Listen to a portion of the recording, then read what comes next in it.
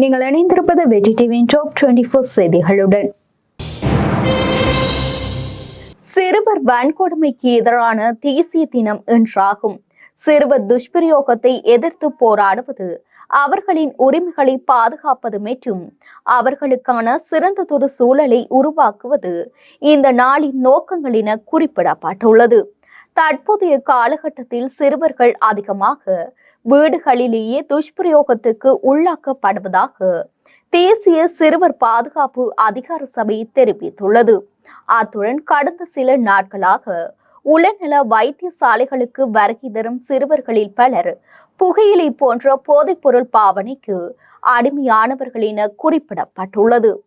போதைப்பொருள் பாவனையானது சிறுவர்கள் மத்தியில் அதிகரித்து வருவதாகவும் காலி கராபிட்டிய போதனா வைத்தியசாலையின் விசேட உளநல வைத்தியர் ரூபி ரூபன் தெரிவித்துள்ளார். இது குறித்து ஆசிரியர்கள் மற்றும் பெற்றோர் மிகுந்த அவதானத்துடன் செயற்பட வேண்டும் எனவும் அவர் கோரிக்கை விடுத்துள்ளார். கிளிநொச்சி மாவட்டத்தின் A35 பிரதான வீதியில் 10ஆம் மைல்கல் பகுதியில் அமைந்துள்ள பிரதான பாலமானது 2020ஆம் ஆண்டு புனரமைப்பு பணிகள் ஆரம்பிக்கப்பட்டு கொரோனா பெருந்தொற்று காரணமாகவும் அத்தியாவசிய பொருட்களின் விலை அதிகரிப்பு காரணமாகவும் இடைநடுவே கைவிடப்பட்டது. இந்நிலையில் கடந்த மாதம் வரை சம்பந்தப்பட்ட வீதி அபிவிருத்தி ஒப்பந்தக்காரர்களின் பொறுப்பில் இருந்த பாலத்திற்கான பாதுகாப்பு சமிஞ்சைகள் மற்றும் பாதுகாப்பு உத்தியோகத்தரின அனைத்தும் கடந்த மாதத்திலிருந்து முற்றுமுழுதாக அகற்றப்பட்டுள்ளது. அதன் பின்னர் எந்தவித பாதுகாப்புமின்றி பாலம் உள்ளது. அத்துடன் எந்தவித சமிஞ்சைகளோ மின் விளக்குகளோ பொருத்தப்படாத காரணத்தினால் கடந்த டிசம்பர் மாதத்தில் மாத்திரம் 3 விபத்துக்கள் இடம்பெற்றுள்ளதுடன் கடந்த 31ஆம் திகதி திருகோணமலை மாவட்டத்தைச் சேர்ந்த இருவர் இவ்வீதியூடாக பயணிக்கும் பொழுது குறித்த பாலத்தின் உட்பகுதியில் விழுந்து பரிதாபகரமாக உயிரிழந்துள்ளனர். இச்சம்பவத்தை அடுத்து நேற்றைய தினம் வடமாகாண ஆளுநர் சம்பந்தப்பட்ட பகுதிக்கு சென்று பார்வையிட்டதுடன் எதிர்வரும் மார்ச் மாதம் அளவில் இப்பாலத்துக்கான புனரமைப்பு பணிகள் மீண்டும் ஆரம்பிக்கப்படும் என தெரிவித்துள்ளார். அத்துடன் தற்காலிக பாதுகாப்புக்காக வீதி விளக்குகள் மற்றும் வீதி சமிஞ்சைகள் பொருத்தப்பட வேண்டும் எனவும் சம்பந்தப்பட்ட அதிகாரிகளுக்கு பணிப்புரை வழங்கியுள்ளார். தெரியக்கூடிய அந்த அகலம் அப்படி தெரியக்கூடிய மாதிரி தான் செய்யணும். அதே டே டு டே சார் நான் பெரல் மண்ணுக்கு வச்சாலும் அது விழுத்துறதோ விழுந்தோ கிடக்கும் ஒரு நாளும் நிமிஷத்தை தான் போயிடும்.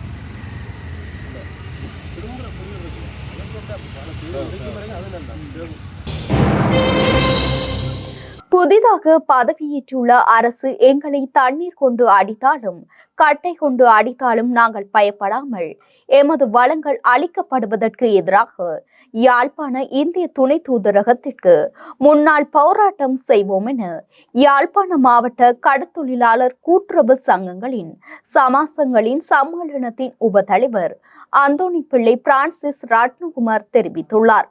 நேற்றைய தினம் யாழ்ப்பாணம் சம்மேளனத்தின் அலுவலகத்தில் நடைபெற்ற ஊடகவியலாளர் சந்திப்பிலேயே அவர் இவ்வாறு தெரிவித்துள்ளார்.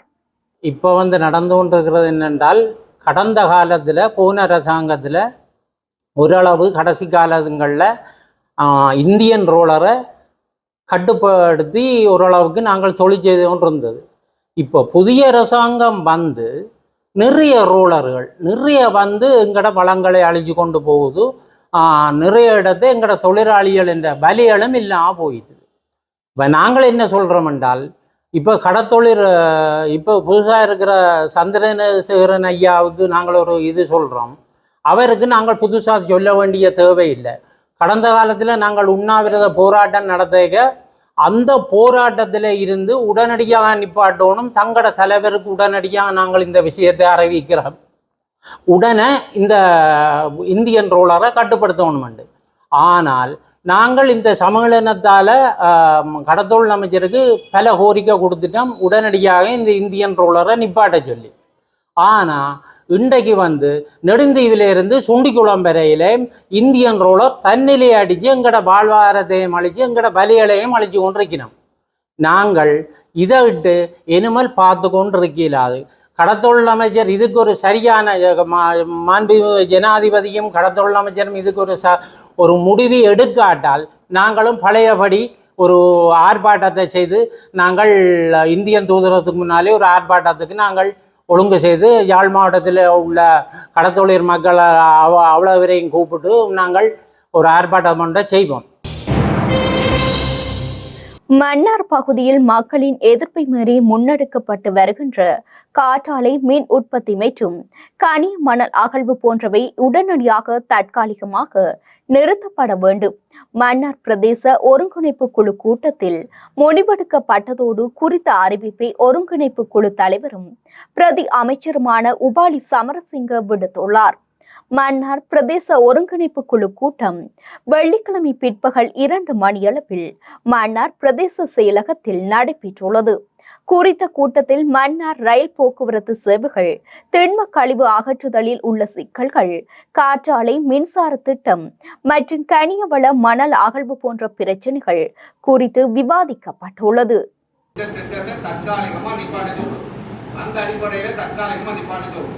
அடுத்த டிஸ்ட்ரிக்ட் கமிட்டி மீட்டிங்ல நாங்கள் அதை இந்த முடிவை அங்கேயும் அப்ரூவ் பண்ணி போட்டு நாங்கள் மேலிடத்துக்கு இன்ஃபார்ம் பண்ணுவோம். அது வரைக்கும் அந்த டிசிசி நடக்க வரைக்கும் நீங்க வேலையை நிப்பாட்டி வைக்கணும்.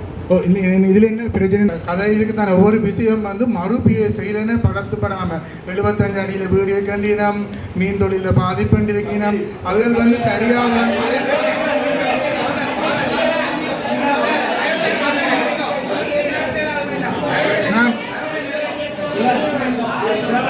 My humble request to the DCC, நான் சொல்லுற விஷயங்களை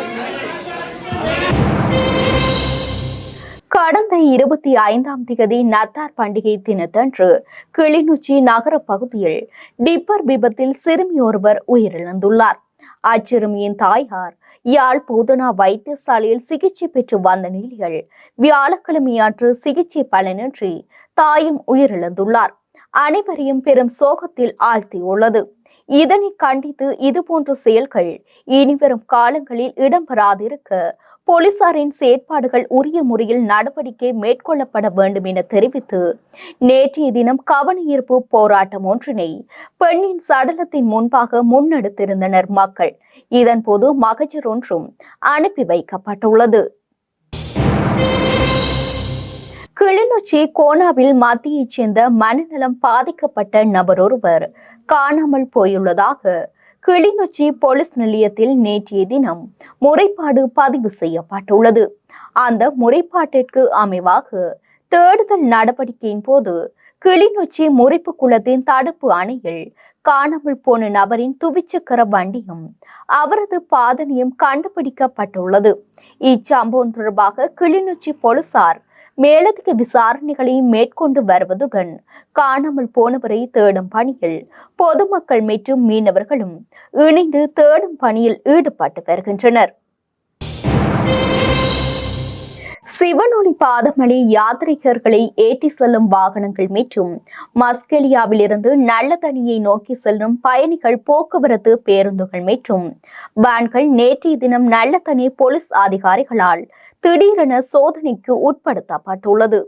கிளீன் ஸ்ரீலங்கா திட்டத்துடன் இணைந்ததாக இந்த சோதனை நடவடிக்கை முன்னெடுக்கப்பட்டுள்ளது. இதன்போது வாகனங்களில் பயணிகளுக்கு விபத்து ஏற்படுத்தும் வகையில் ஆபத்தான முறையில் பொருத்தப்பட்டுள்ள உதிரி பாகங்களை அகற்றவும் ஹேண்ட் பிரேக், சிக்னல் விளக்குகள், முகப்பு விளக்குகள் உள்ளிட்ட மோட்டார் வாகன கட்டளை சட்டத்தில் வாகனம் ஒன்றை இயக்குவதற்கு விதிக்கப்பட்டுள்ள 21 விடயங்கள் குறித்தும் கவனம் செலுத்தப்பட்டுள்ளது. சீனாவின் ஹோட்டன் பகுதியில் புதிதாக 2 நிர்வாக அலகுகளை உருவாக்கும் அறிவிப்புக்கு இந்தியா கடும் எதிர்ப்பை வெளியிட்டுள்ளது. குறித்த நிர்வாக அலகுகளில் சில இடங்கள் இந்திய லடாக்கின் அதிகார வரம்புக்குட்பட்டவை என இந்திய வெளிவிவகார அமைச்சு தெரிவித்துள்ளது. சீனாவின் ஹோட்டன் பகுதியில் புதிதாக 2 நிர்வாக அலகுகளை உருவாக்கும் அறிவிப்பை அண்மையில் சீனா வெளியிட்டது.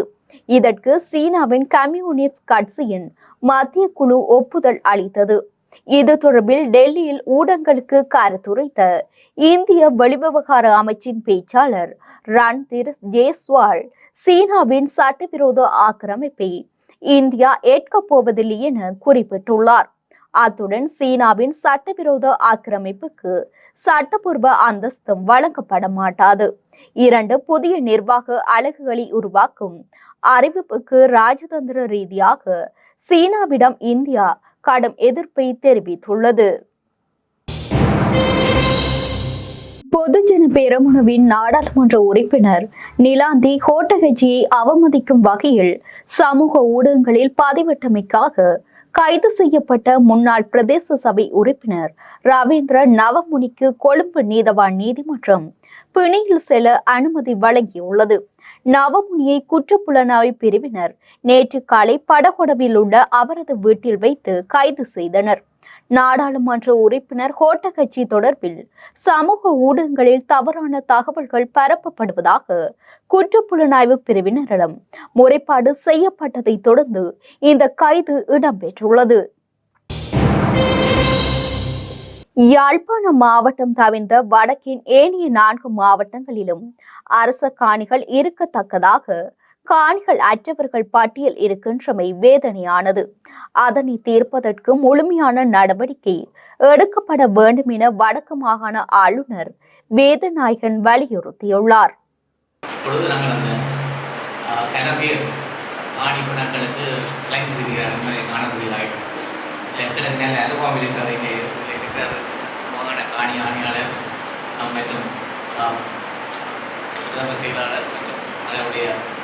செயலாளர் மற்றும் அதனுடன் இணைந்த அரசாங்க அதிபர்களுக்கும் நன்றாக தெரியும். சில கன பிரச்சனைகள் நிறைய இருக்கின்றன. அவர்கள் நாங்கள் மிக முக்கியமாக அவர்கள் குடும்பத்துக்குள்ளதான் கூடுதலான பிரச்சனைகள், குடும்பத்துக்குள்ளான சகோதரர்களுக்குதான் கூடுதலான பிரச்சனைகள். வேலணை கிழக்கு கல்லுண்டி முனை கடற்கரை ராணுவ புலனாய்வு பிரிவுக்கு கிடைத்த தகவலின்படி இந்தியாவில் இருந்து சட்டவிரோதமாக கொண்டு வரப்பட்ட விவசாய கிருமி நாசினிகள் ஒரு தொகுதி விசேட அதிரடி படையினரின் ஒத்துழைப்புடன் கைப்பற்றப்பட்டுள்ளது. இந்த விவசாய பூச்சிக்கொல்லிகள் இந்தியாவில் இருந்து கடல் மார்க்கமாக சட்டவிரோதமான முறையில் கொண்டு வரப்பட்டுள்ளதுடன் சந்தேகத்தின் பேரில் 3 கைது செய்யப்பட்டுள்ளனர். ஊர்காவற்துறை பகுதிக்கு நேற்றைய தினம் விஜயம் செய்த கடற்தொழில் அமைச்சர் சந்திரசேகரன் மற்றும் தேசிய மக்கள் சக்தியின் நாடாளுமன்ற உறுப்பினர் இளங்குமரன் ஆகியோர் ஊர்காவற்துறை இறங்குதுறையை பார்வையிட்டுள்ளனர். அத்துடன் ஊர்காவற்துறையில் அமைந்துள்ள படகு திருத்தும் நிலையத்தை பார்வையிட்டுள்ளனர். அந்த படகு திருத்தும் நிலையமானது கடந்த அரசாங்கத்தினால் 2021ஆம் ஆண்டு திறந்து வைக்கப்பட்ட நிலையில் செயலிழந்து காணப்படுகின்றது. அதில் இதுவரை ஒரு படகு மட்டுமே ஏற்றப்பட்டு காணப்படுவதாகவும் அந்த படகு திருத்தும் நிலையத்தை இயங்க வைப்பதற்கு தகுந்த நடவடிக்கைகளை எடுப்பதாகவும் அவர்கள் தெரிவித்துள்ளனர். மன்னார் நீதிமன்றத்தில் விபத்து தொடர்பான வழக்கில் உள்ள நபரான ஏசுதாசன் ரஞ்சித் குமார் என்பவர் கடந்த 2022ஆம் ஆண்டு ஜூன் மாதம் 13ஆம் தேதி அன்று உயிரிழந்த நிலையில் யாழ்ப்பாணம் கல்லுண்டாயில் உள்ள சேமக்காலியில் அவரது சடலம் அடக்கம் செய்யப்பட்ட நிலையில் நேற்றைய தினம் அவரது சடலம் தோண்டி எடுக்கப்பட்டது.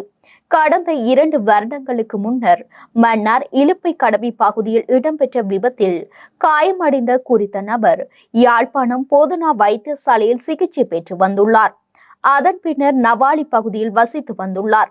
இந்த விபத்து சம்பவம் தொடர்பாக மன்னார் நீதிமன்றத்திலும் வழக்கு உள்ளது. இவ்வாறான சூழ்நிலையில் அவர் 2 வருடங்களுக்கு முன்னர் உயிரிழந்துள்ளார். இந்நிலையில் அவர் மூளைக்காய்ச்சல் காரணமாக உயிரிழந்ததாக வைத்தியர் ஒருவர் தெரிவித்த நிலையில் கிராம சேவகரும் அதற்கு இணங்க செயற்பாடுகளை மேற்கொண்டுள்ளனர். இந்நிலையில் கல்லுண்டாய் சென்ட் பீட்டர் தேவாலய சேமக்காலையில் அவரது சடலம் அடக்கம் செய்யப்பட்டது. மலையக பகுதியில் தோட்டப்புறங்களில் வாழுகின்ற அனைத்து மாணவர்களுக்கும் அரசாங்கத்தினால் பெற்றுக் கொடுக்கப்படும் 6000 ரூபாய் கொடுப்பனவை பெற்றுக் கொடுக்க நடவடிக்கை எடுக்கப்பட வேண்டும் என மலையக மக்கள் சக்தியின் தலைவர் ராமன் செந்தூரன் வேண்டுகோள் விடுத்துள்ளார். வறிய மாணவர்களுக்கு கற்றல் உபகரணங்கள் பெற்றுக் கொடுக்கும் நிகழ்வு ஒன்று மலையக மக்கள் சக்தியின் தலைவர் ராமன் செந்தூரன் தலைமையில் நேற்றைய தினம் நுவரெலியா கல்வி வலயத்திற்குட்பட்ட ஆகர ஊவா தமிழ் வித்தியாலயத்தில் பாடசாலை அதிபர் ராமர் கிப்சன் ஸ்டாலின் தலைமையில் நடைபெற்றுள்ளது. வெலிகம தப்பரத்தோட்ட வள்ளிவள வீதியில் 3 மோட்டார் சைக்கிள்களில் வந்த இனம் தெரியாத குழுவினர் மேற்கொண்ட துப்பாக்கி பிரயோகத்தில் ஒருவர் உயிரிழந்துள்ளதுடன் மற்றும் ஒருவர் காயமடைந்துள்ளார். சம்பவத்தில் காயமடைந்த நபர் பலானம் மாவட்ட வைத்தியசாலையில் அனுமதிக்கப்பட்டு மேலதிக சிகிச்சைக்காக மாத்தறை பொது வைத்தியசாலைக்கு மாற்றப்பட்டுள்ளார். துப்பாக்கிச் சூட்டில் 26 வயதுடைய இளைஞன் உயிரிழந்துள்ளதுடன் 29 வயதுடைய ஒருவர் காயமடைந்துள்ளதாக போலீசார் தெரிவித்துள்ளனர். இருவரும் தப்பரத்தோட்ட பகுதியைச் சேர்ந்தவர்களாவார். இம்முறை பெரும்போக நெல் அறுவடையை சதோச மற்றும் நெல் சந்தைப்படுத்தல் சபையினூடாக கொள்வனவு செய்து அரிசியை உற்பத்தி செய்து விநியோகிப்பதே அரசாங்கத்தின் நோக்கம் என வர்த்தக மற்றும் வாணிப அமைச்சர் வசந்த சமரசிங்க தெரிவித்துள்ளார். அவ்வப்போது நாட்டில் ஏற்படும் அரிசி தட்டுப்பாட்டை போக்கவும் விலையை கட்டுப்படுத்தவும் அரசு தலையிட்டு விவசாயிகளுக்கு உத்தரவாத விலையை பெற்றுத்தர நடவடிக்கை எடுத்துள்ளதாக அவர் தெரிவித்துள்ளார். அச்சிடுவதில் ஏற்பட்டிருந்த தாமதம் காரணமாக தற்போது நிலுவையில் உள்ள சாரதி அனுமதி பத்திரங்களை 1 மாதத்திற்குள் அச்சிட்டு வழங்க நடவடிக்கை எடுக்கப்படும் என போக்குவரத்து மற்றும் நெடுஞ்சாலைகள் பிரதி அமைச்சர் பிரசன்ன குமார குணசேன தெரிவித்துள்ளார். அதற்கமைய அச்சிடுவதில் தாமதம் ஏற்பட்டுள்ள சுமார் 1,30,000 சாரதி அனுமதி பத்திரங்களை ஜனவரி மாதத்திற்குள் வழங்க நடவடிக்கை எடுக்கப்படும் என அவர் தெரிவித்துள்ளார். அண்மையில் மோட்டார் போக்குவரத்து திணைக்களத்தின் வேரகர அலுவலகத்திற்கு திடீர் விஜயம் ஒன்றை மேற்கொண்டிருந்த போது அமைச்சர் இவ்வாறு தெரிவித்துள்ளார். 1.5 வருடங்களுக்கு முன்னர் தொடங்குடி ஹெலதுவ பிரதேசத்தில் உள்ள விகாரை ஒன்றில் திருடப்பட்ட வலம்புரி அதே விகாரையின் கிணற்றிலிருந்து கண்டுபிடிக்கப்பட்டுள்ளது. சுமார் 1.5 வருடங்களுக்கு முன்னர் மிகவும் பெறுமதியான இந்த வலம்புரி திருடப்பட்டுள்ளதாக களுத்துறை குற்றப்புலனாய்வு பிரிவினருக்கு முறைப்பாடு கிடைத்துள்ளது. நீண்ட நாட்களாக மேற்கொள்ளப்பட்ட விசாரணையில் வலம்புரியை திருடிய நபர் குறித்த தகவல்களை போலீசார் கண்டுபிடித்துள்ளனர். அவரை கண்காணித்து வந்த போலீசார் அவரை கைது செய்ய சென்ற போது அந்த நபர் அப்பிரதேசத்தை விட்டு தப்பிச் சென்றுள்ளார். குறித்த நபரின் வீட்டில் பல தடவைகள் போலீசார் சோதனையிட்ட போதும் வலம்புரியை கண்டுபிடிக்க முடியவில்லை.